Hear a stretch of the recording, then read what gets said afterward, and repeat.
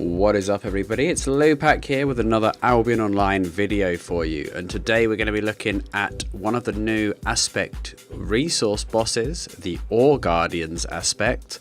This is another solo kill video where I show you how I was able to solo this aspect. Usually they're designed for, you know, between 2 and 5 people to take down, really.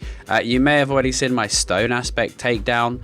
If you did, this video uses the exact same build as I was using there. So far, I've managed to solo 3 of the 5 resource guardians using this build, so it's pretty versatile. There are some non-healing staff builds going around as well. Some of my guildies have been using them to some success, so I'll probably make a little separate video about those builds soon. But for the purposes of this build, I'm using the Druidic staff with a Mistcaller for cooldown reduction. I'm using the Poison Thorns ability on the W and the normal heal on the Q. So I've got decent heal output with the heal over time and the spiritual seed. And obviously the Poison Thorns is my main damage ability against this boss. I'm using the Druidic robe with the obsessive burst to increase my healing and damage output, the royal cowl with perpetual energy to make sure I have an unlimited mana pool most of the time, and I'm using leather boots with refreshing sprint to help reset all my big cooldowns a little bit faster, using omelets for cast speed on that poison. And I'm using, on the Poison Thorns, sorry, and I'm using Poison Pots as my secondary damage source. Now, one of the keys to all of these boss encounters, to get the most out of your Poison Pots, you need to make sure that you're hitting the poisons while you're at max stacks Obsessive Burst. So they should come up roughly around the same time. And what you need to do, you need to hit 8 stacks of Obsessive Burst as quick as possible using all of your skills, even eating food if you have to, but generally it shouldn't be a problem on a nature healer because you can spam hot, spam Poison Thorns, Perpetual Energy will give you 1 stack, Refreshing Sprint will give you 1 stack, so hitting 8 stacks should be a walk in the park. Then you throw your poison, and your poison actually is affected by the Obsessive Burst, so that's super useful, because the extra output on that is quite significant.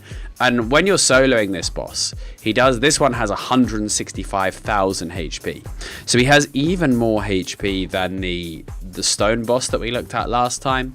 I would say mechanically he's potentially easier than the stone boss.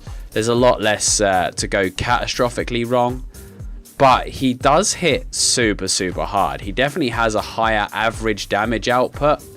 But as long as you're consistent and you manage your cooldowns and stuff, you shouldn't wipe to this. You should be able to take him down fairly simply. Whereas the stone boss obviously can knock you away, spawn a minion spawner outside of your normal AoE path, and then you're forced to use a poison to reset it. And if you get 2 minion spawners and you don't have poisons available, it's basically over.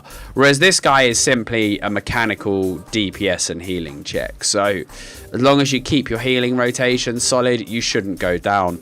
Just as a side note, I do have very high specs in the helm and chest and a little bit in the boots. But my Druidic staff spec is actually only like 4 or 5 at the time of making this video. I've been getting a little bit of spec in it simply through killing resource bosses solo. They're worth quite a bit of fame, and I've been using the tomes. But it's a pretty solid build, and you don't need a lot of spec to use it. I think the Druid staff I'm using is a 5.2. So not terribly expensive and not terribly difficult to unlock. So let's go over the mechanics of this boss. So like many of the resource bosses, as he starts to lose HP, he does more and more damage, so you have to be aware of that. His main auto attack is nothing to be sniffed at. He does a big ground punch, and you can see it hits me for around 340 on a relatively short cooldown. So that's the base damage you're going to be taking. The next ability we'll look at is his sort of little bombs that he lays. Now, this is something where a lot of the resource bosses become easier when you're solo. So what he does is, one of his abilities is he spawns a little bomb. You'll see it looks like a little metal pillar. He spawns one of those on every player engaging him. And the idea is you and your friends have to split up, or you're going to blow each other up with extra damage from the bomb, similar to something like Contagious Fire or Explosive Bolt. However, when you're soloing him, you can't avoid the bomb unless you have unless you want to use like a hard invulnerability frame like Assassin's Boots or Evasive Jump. But honestly, I don't think you need it. One bomb isn't that brutal. You can see it hits me for it's about the same as an auto attack. It's just like a second auto attack weaved in, so it does make him quite bursty, but basically you just need to heal through it because you can't evade it. So this is one of the abilities that is actually easier to fight him solo. The next ability he does that you'll notice is he does a line of those bombs. Now this, again, they explode after a short duration, hit you for about the same as an auto attack, but it is possible to be hit by 2 at once if you're in the wrong position, sometimes even 3 if you're in a really bad spot. So you do really want to watch that ability and make sure you're dodging it. It's one of the few abilities he has that you can dodge. I think it's the only ability you can dodge, actually. So it's not catastrophic if you get hit by the occasional one, but it is, extra damage that you don't need to be taking. So yeah, just be very, very careful with that, because you don't want to take that extra damage if you don't have to. The final ability he does then is another ability that's kind of aimed at groups. He does a massive AoE circle around him, and at the end of the cast time, he sucks everybody into the center. Now this is similar to his big counterpart.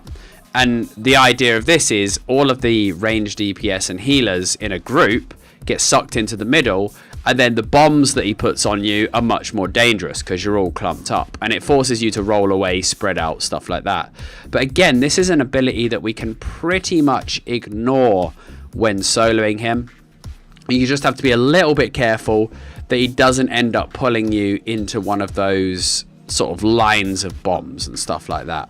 So those are his 3 core abilities and his auto attack. The method is simple. Just try and keep your poison thorns up at all times. Try and keep 3 stacks of healing on yourself at all times. Make sure you sync up Obsessive Burst with your poison pots for maximum value, and make sure you pop Perpetual Energy pretty much on cooldown. I mean, you don't really struggle for energy with this build, to be honest, because you can reclaim your 3rd stack of healing for a little bit of energy back. You've got decent regen anyway, and the spells aren't that expensive. So Perpetual Energy just makes sure that you never run out of energy, which is nice. I'm kind of in 2 minds about whether I could swap it out. I almost feel that if I weave in auto attacks and use the energetic passive, I could maybe use a more aggressive helm option. So I'm thinking like a Mage Cowl for the extra poison, or potentially something like a Stalker Hood for that 50% Mortal Agony Armor Pierce to just speed up the kill. I might do some theory crafting on the helm slot and see how it goes. Anyway, as with all the other resource guard aspects, he has 500 resources in him, which is super good for leveling, because you actually get them 5 a tick. So every hit on this guy is the equivalent of clearing a tier 6 node. So in total, he has 100 nodes worth of XP in him, and it takes you 1/5 of the time. So in the time that you would clear 20 nodes, assuming they were all right next to each other, you'll get the value of 100 nodes. You'll generally get 1 or 2 tomes off of him as well, which is nice.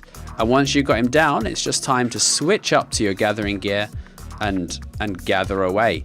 Now, you probably will need some sort of heavy duty mount to transfer all the resources away, but it's well worth it, especially unlike the stone boss. This guy and the other aspect bosses can actually be enchanted. So you could find this guy in a 0.1, 0.2, 0.3 version. I believe somebody the other day found a 0.3 ore boss or a wood boss. I remember someone's linked me a screenshot on Discord anyway, where they found an exceptional aspect guardian, which is, nearly 2,000 6.3 resources.